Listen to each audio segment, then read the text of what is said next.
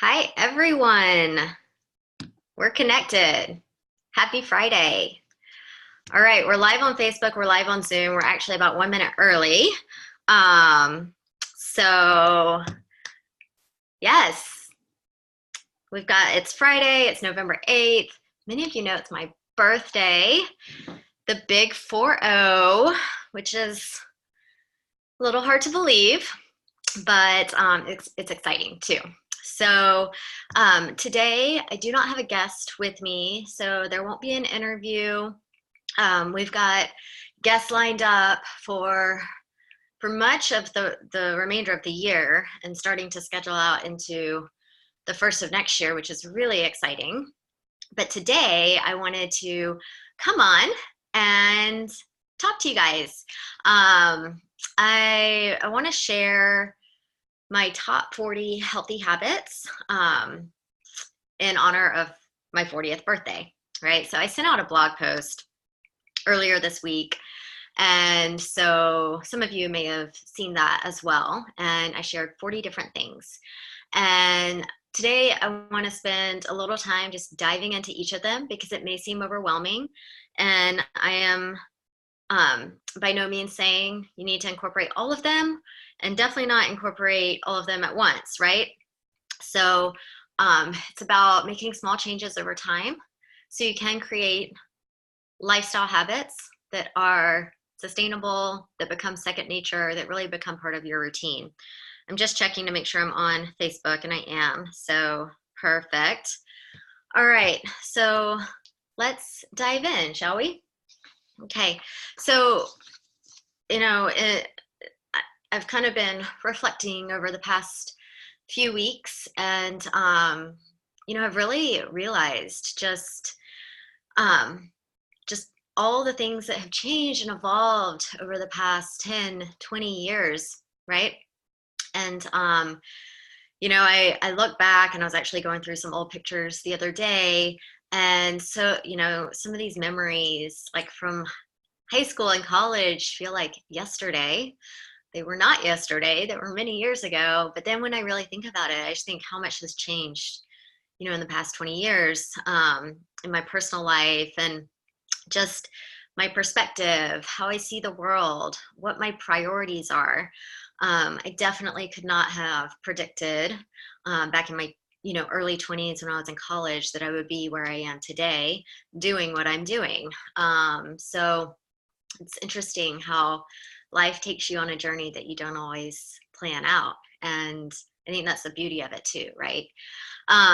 So what I am sharing today are 40 habits that will help you create a life of health and vitality and happiness.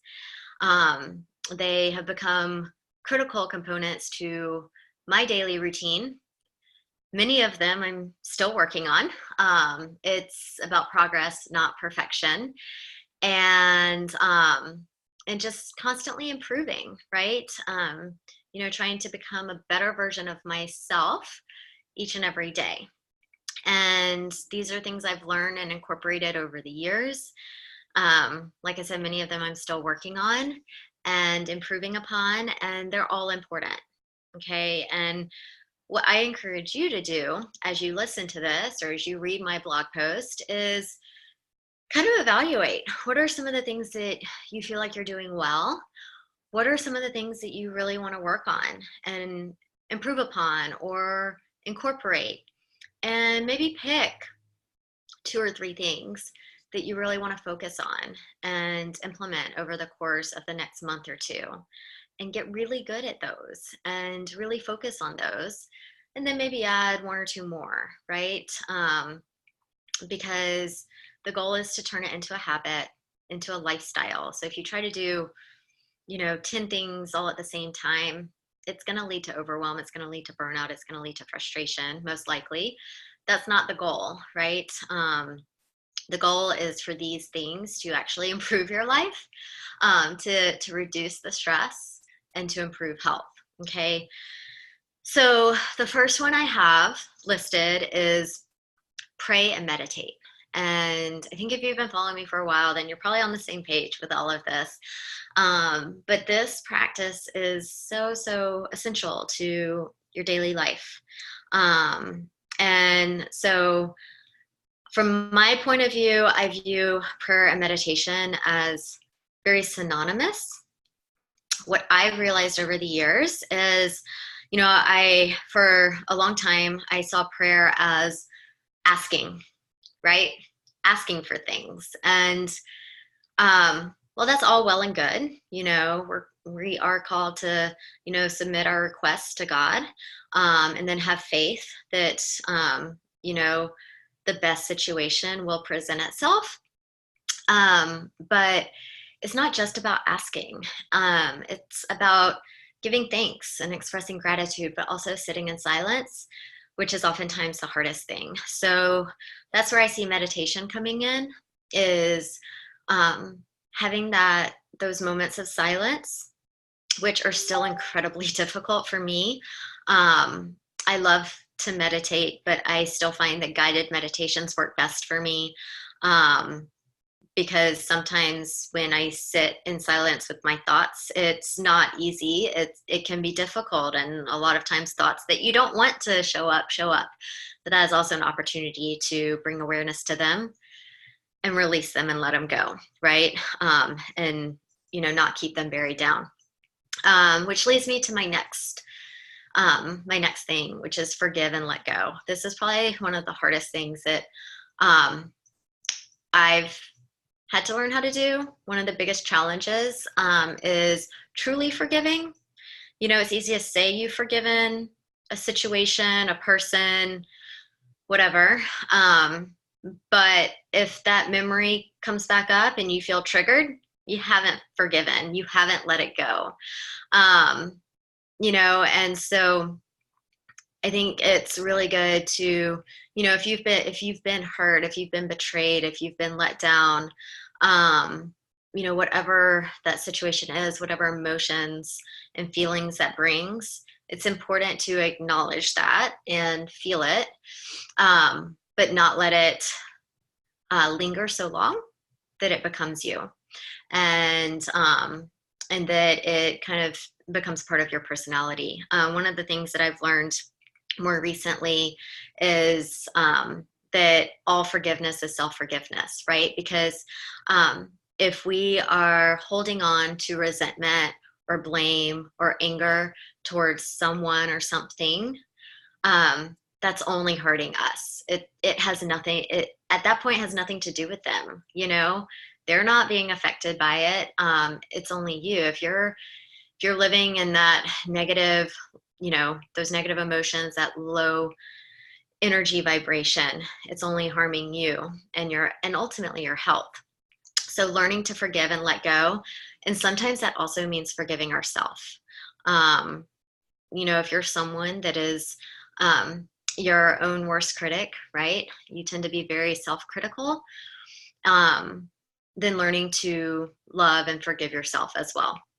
So that's an incredibly important practice to learn how to implement, which leads to practicing gratitude. So one of the things that I do very regularly, that I do feel like I've gotten pretty good at, is gratitude. It's something I do every single morning. I have my gratitude journal, and I write down things that I'm grateful for.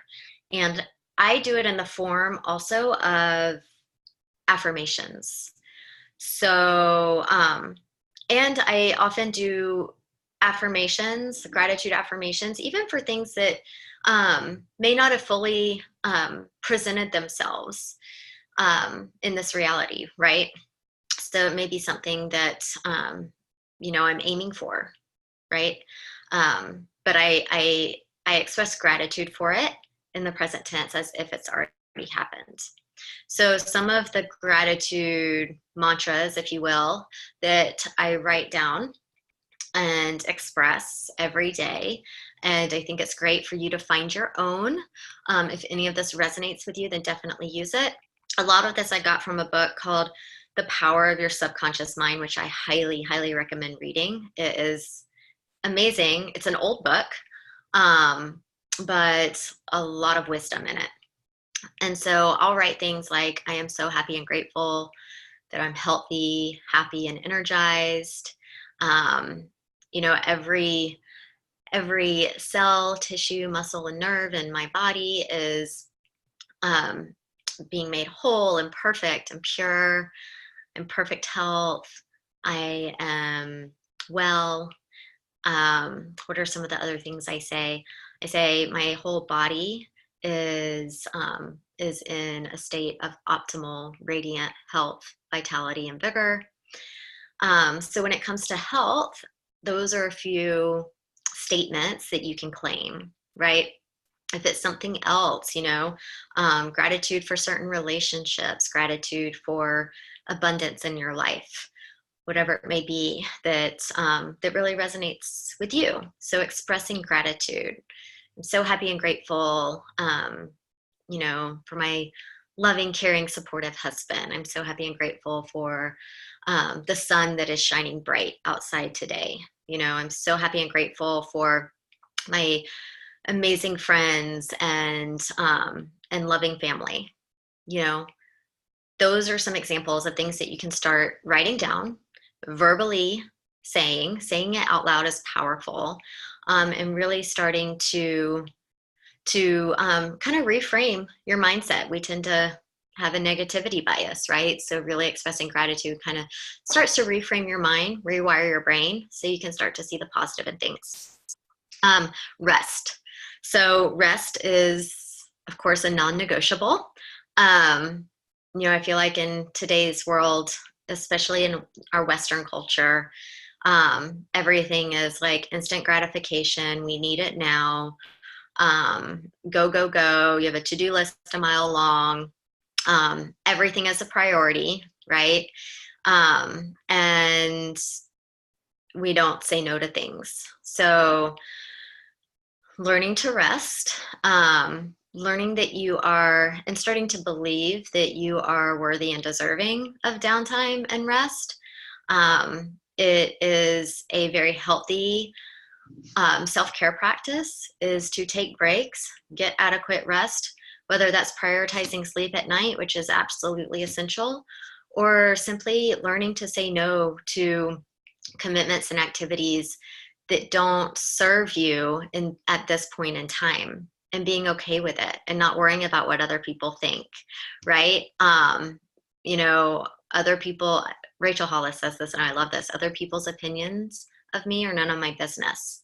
So really becoming intuitive, listening to that inner guidance and knowing what you need, because to be your best self for others, you have to take care of yourself, and that involves rest. Going on walks in nature. So this is definitely a form of exercise and physical activity and moving your body. But going on walks in nature is incredibly therapeutic. Observing your surroundings, doing some slower, deep breathing while you're walking, and just calming your mind is incredibly therapeutic. So that's one other example of a self-care activity. Soak up the sun. So if it's a sunny day outside, get outside, go on a walk in nature, and get that sunshine. It's so healing. It's a wonderful form of vitamin D, and it just has so many benefits. It really has a powerful impact on regulating your circadian rhythms. So if you can do it in the morning, that's even better. But getting exposure to sunlight, and if you can do it and kind of combine several things like calming your mind, walking in nature, getting that sun, maybe doing some deep breathing, all in one activity is fantastic.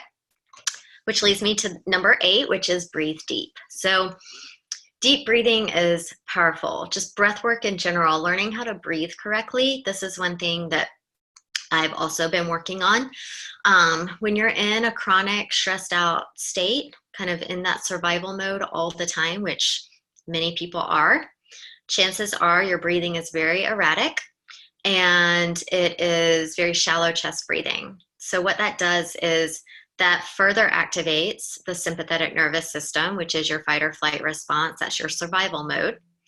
So when you're breathing that way, when you're breathing erratically, when your thoughts are erratic, when your body is in that fight or flight survival mode, it perceives that there is a life-threatening emergency happening.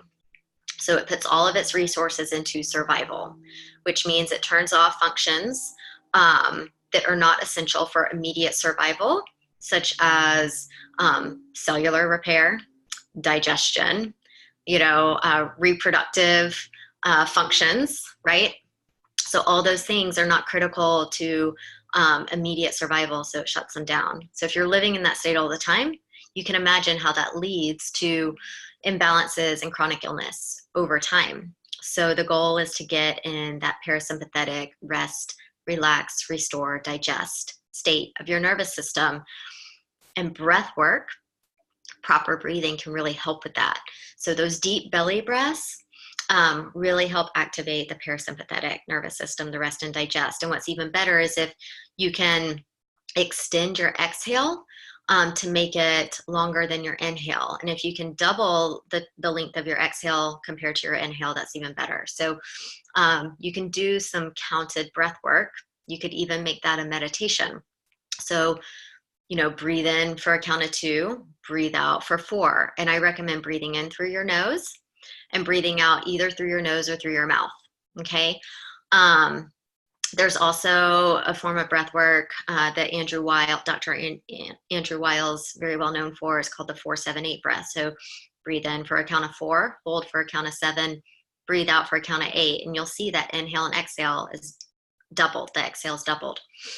The form of breath work that I've really been loving lately is called Soma, S-O-M-A. I'm actually getting certified to be an instructor in that because it's been so powerful in my life. But it is a very therapeutic form of breath work that's rooted in a lot of ancient traditions of yoga and pranayama. And it is a breathing in through your nose, breathing out through your mouth, in a very rhythmic breathing pattern to really help calm the nervous system and support that parasympathetic state of rest and digest. Okay, socialize with friends. So spending quality time with friends and family and people you enjoy being around is so important. If you're familiar with the blue zones, and these are areas of the world where the healthiest people live, that live the longest and long quality lives, right? One of the biggest, there's a lot of things that are in common with all of these different zones and cultures, but one of them is community. So spending time with friends and family and loved ones is incredibly nourishing to your soul and really promotes good health. So I find oftentimes that when someone is dealing with a chronic illness, and 1, they don't feel good, but 2, if they're really starting to dive into cleaning up their diet and doing all these other things, then they may be on a very restricted diet, which instills a lot of fear. It makes them not want to go out in social situations, and they're afraid to go out to eat and all that stuff. So isolation is very common, and that is not helpful at all when you're trying to heal your body. Okay. Definitely taking downtime, like we talked about, and kind of knowing your boundaries, but surrounding yourself with people who love you and lift you up is really, really important to have that in your life. Prioritize sleep. We talked about getting a good quality 8 hours of sleep a night is one of the most important things you can do for your overall health and wellness. If you're not doing that, start there. Okay. So important. Move your body. So we talked about that, getting some physical activity, and it does not have to be high intensity, like hardcore workouts. Going on walks in nature, doing a gentle yoga practice, dancing. If you love to dance, find something that you enjoy doing and do that. Learn something new. So really, exercising the brain is another key component to longevity. We see a lot of times when people retire and they don't have anything to fill their days with, and they stop using their brain, they decline pretty quickly. So finding something that you want to learn and keep learning. So always be learning. This is super important. I feel like I'm a student at heart. I love to always learn new things. But it's also working your brain, and it's creating new neural networks and strengthening your brain. And so that is so important to overall health and longevity. Find a hobby, kind of fits right in. So find something that you love to do. So when I think of that, this also goes really into the next one, which is play. So often as adults, we don't play, right? So as kids, came naturally. We played all the time. We were super creative. We could imagine, like, some incredible fairy tale worlds, and a broom became a horse, and all of these things, and we don't play anymore. And that's a really big component to health as well. And also, what I find with play and finding a hobby that you love is it's easier to get in those states of flow, right? Where time goes by fast. You're not thinking about other things. You're engaged in your activity or your project. You look up and it's 2 hours have gone by. You haven't thought about food. You haven't thought about where your next meal is coming. You've just been in this state of flow and creativity, and that's powerful and very therapeutic. It's actually a very meditative state. So finding a hobby and implementing play. Think of the things that you love to do that really nourish your soul. Travel. For you, it may be travel, but exploring new places, seeing new things. Cook your meals. Yes. So that goes without saying. Do as much home cooking as you can. We know that's going to be a lot healthier than eating out. Not to say you can't socialize and go out to eat sometimes too, but it's really helpful when you know the ingredients that are in your food. And so taking time to cook your meals and nourish your body, eating colorful whole foods, lots of healthy fats, lots of plants, right? Use essential oils. I'm a big fan of essential oils. They work on a cellular level to really support the physical body, but also emotional and mental well-being, and even spiritual health. And so there's so many ways you can incorporate essential oils to support all aspects of overall health and wellness. Take your vitamins. I personally love the doTERRA vitamins. They're whole food based, super high quality. So if you're taking vitamins, make sure you're not taking a one a day that you got at your health food store or your drugstore, because those are not going to really serve you the best. But make sure you're getting a very well researched, high quality multivitamin and mineral and fish oil. Declutter your home. So oftentimes when we're feeling stressed and overwhelmed, right, our mind is cluttered, but our environment may be cluttered too. So if you can really start to declutter your home and clean your living space, it's amazing how much stress will be lifted just from doing that. Upgrade your thoughts. So we talked about that, especially around gratitude, but really tuning into some of the subconscious thoughts that are running through your mind on a daily basis, and starting to reframe those. Research has shown that we have around 60 to 70,000 thoughts a day. Many of them we're not aware of because they're ingrained in our subconscious mind. Our subconscious mind was formed in early childhood by the age of 7. So it's interesting because, when you're a kid, growing up, before the age of 7, you don't really have that rational brain fully formed. So all of those thoughts are basically what you're perceiving your world to be, and the people around you and how they're acting and all of that. So the perceptions and the beliefs that were formed at such an early age aren't always accurate, right? So there may be some subconscious beliefs and thoughts that aren't serving you. And so really tuning in to your thoughts and starting to reframe those, but bringing awareness to them is the first step. Practicing affirmation. So I told you I do like my gratitude as a form of affirmation. So really speaking affirmatives and positive things into your life. The phrase "I am" is incredibly powerful. So make sure when you're saying I am, that there's a positive statement behind it. And really focus on the things that you want versus things that you don't want, right? So so instead of saying I don't want this in my life, saying I have this amazing thing in my life, and speak it in the present tense. Or instead of saying I am not this, say I am this, and make it a positive. Okay. That's really, really important.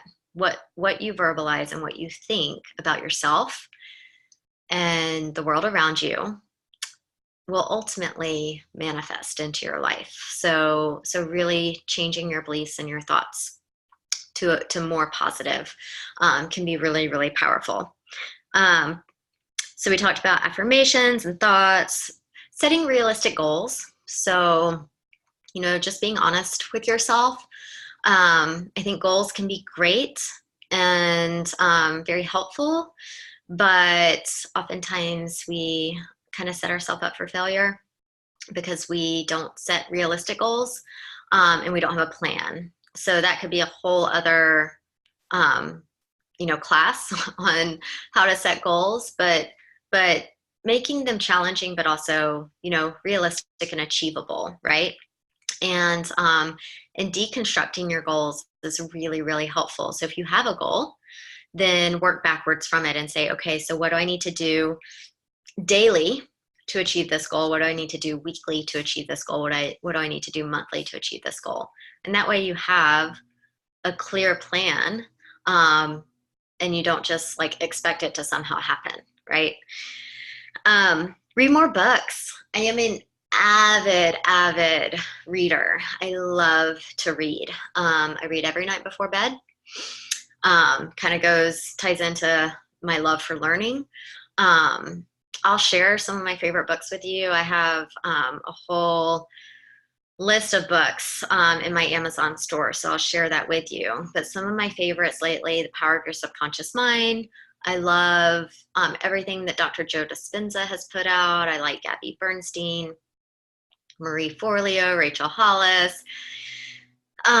Gosh, there's so many others. They're just not all coming to me right now. But those are all great authors.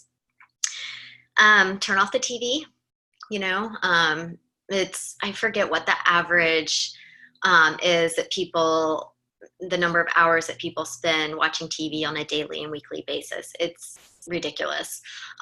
So I encourage you to watch less TV and do other things with your time that are really going to serve you and upgrade your life, right? And fill you up and nourish your soul and nourish your body and nourish your mind.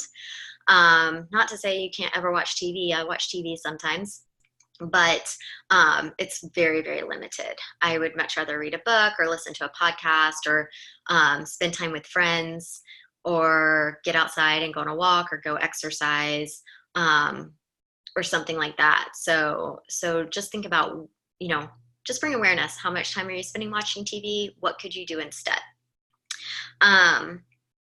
Nurture your relationships. So again, that requires spending time with people in person. This day and age, I heard it said recently, I forget where, but that loneliness is the biggest epidemic that we're facing currently. And it's because we are all so connected online, but it's incredibly isolating.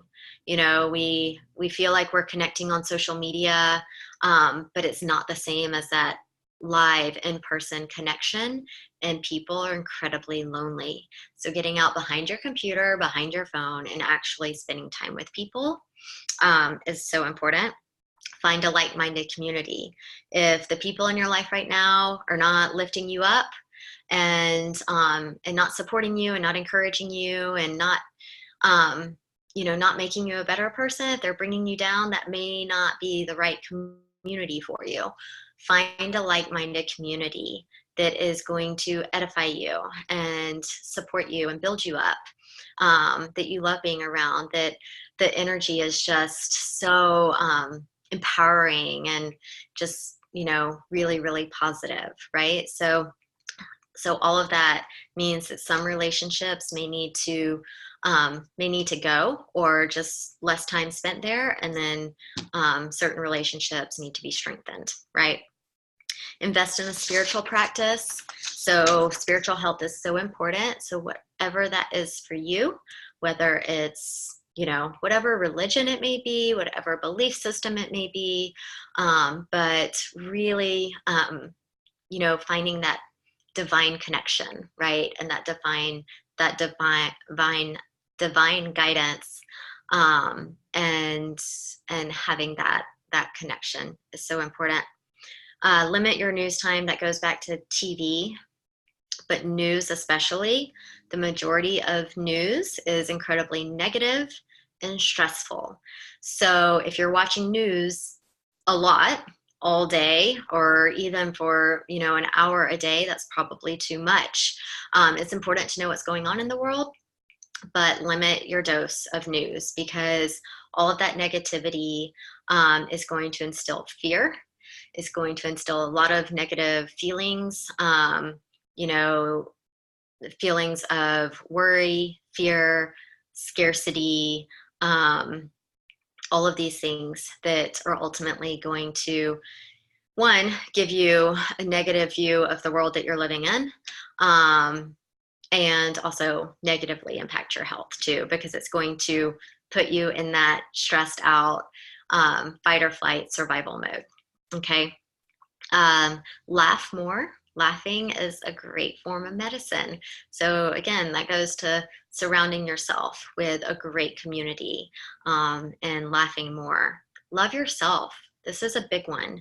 Having that true self-love is missing in a lot of people.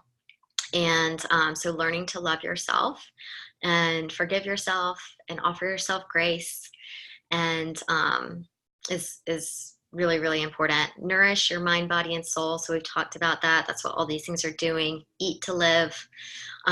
So use food as fuel and nourishment. Some people have some emotional ties to food, and they're definitely addictive things about certain foods. So really having just a healthy relationship with food that is nourishment and fuel. It can be enjoyed, but it is not. It's not filling a void. It's not filling a hole. It's not. It's not filling. It's not overriding boredom or loneliness or anything like that. Food is food, right? Hydrate. Make sure you're drinking plenty of water throughout the day. Stop comparing. So this is a big one, and this has come up. I mean, this has been something that I've been working on a lot personally, but just this week I've seen it. Like, I'm starting to notice it in my surrounding environment with the words that other people are using.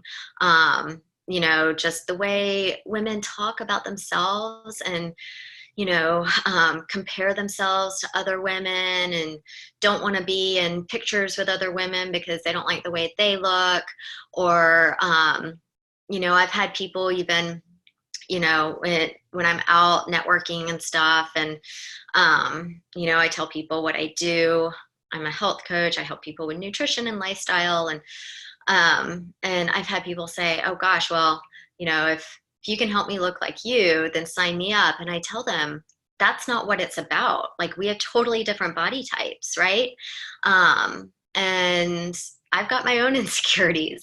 So, and I'll tell people that now. I'll say, well, that's not really it. Like, it's about making you feel like your healthiest self. It's really about how you feel. How do you feel in your body? And the goal is to make you feel amazing and help you love the body that you're in, and really get you to optimal health. It's not about a size. It's not about any of that. And it's not about trying to look like somebody else, right? It's about finding the healthiest version of you. Listen to your body. Your body's very intuitive if you learn how to listen to it. It's sometimes telling you to say no to things. It's sometimes telling you to, not eat that food because it's not going to make you feel well. It's sometimes telling you to get out of a relationship. it's telling you a lot of things a lot of times. So learning how to listen to your body, live your passion, whatever that may be for you, find a way to do it, even if it's not a, even if it doesn't become a, you know, a way to earn money or a full-time job. Find a passion and do it. Find a way to do it, and be the energy that you want to attract, right? So like attracts like energy attracts like energy. So if you're in a high vibe energy state, you're going to attract a lot of amazing people and a lot of amazing opportunities.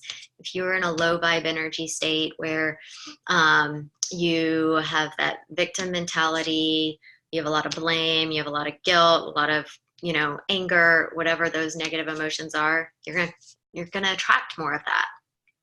And I've had to learn that. So, so be the energy you want to attract. And that for me takes daily work. So I ask you, which of these do you already do? What's made the biggest impact in your life? And I'd love for you guys to share some of the things that have really helped you, and some of the things that you do on a regular basis. Before we wrap up, I will just remind you guys, if you got my newsletter a couple days ago, I am doing a very fun birthday special. So this just goes through Sunday. So through this weekend, I am offering my online program, Mind Body Mastery. It is a very comprehensive online kind of self-guided health and wellness program. I'm offering that. It's normally $297. I'm offering it for $97, limited time. And then I'm also throwing in a brand new healthy holiday recipe and meal planning toolkit for free. So you're going to get an abundance of tools that are going to really help set you up for success. And the Mind Body Mastery program goes into all of this stuff that we just talked about. There's 6 different modules. There's one on nutrition. There's one on supplement and essential oil protocols for a variety of health ailments, gut health, hormone balance, detox, sleep, stress management. There's a whole module on stress strategies, tools to manage your stress. There's a whole module on sleep and how to optimize your sleep hygiene and sleep quality. There's a module on detox, and some just practical daily detox routines that you can do to support physical, mental, and emotional detox, and even detoxing your home and your environment. And then there's a module on mindset, and that one really goes into like meditation and affirmations and all that good stuff. So it really covers everything that we talked about, but just going way deep into it. So there's a ton of tools and helpful resources in that program, combination of videos and PDFs and handouts and some great stuff. So it's on a platform. So if you get it, you'll get login information. You'll be able to access it all just by logging in, and you get lifetime access. So I am continually adding stuff to it and updating it. So so you'll get access to it for as long as it's up and running. And then the recipe and meal planning guide. So it's over 100 recipes that are kind of holiday inspired. They're all gluten-free, but there are categories for gluten-free and dairy-free, paleo, low FODMAP, and keto. And everything from smoothies and breakfast items to snacks and lunch and dinner and desserts, and even appetizers if you're doing like a holiday party. And it comes with a meal planning template, comes with a grocery shopping template, and then all of your recipes. So so it's super, super handy, and the recipes are delicious. So you'll get that for free as well. I'll include the link to that too, if that's something you want to do, or if you have any questions, just shoot me an email or comment in the Facebook group with any questions. But that is available until this Sunday. So I do want to check if anyone has any questions. I don't think I see any questions. So that is all I have. So I hope all of you have a wonderful day and a very happy weekend. And we'll be back here next week, next Friday, with my special guest, Marta, who is she works at a thermography clinic. So I think that's going to be an incredible discussion. So be sure to tune in. Talk to you later. Bye.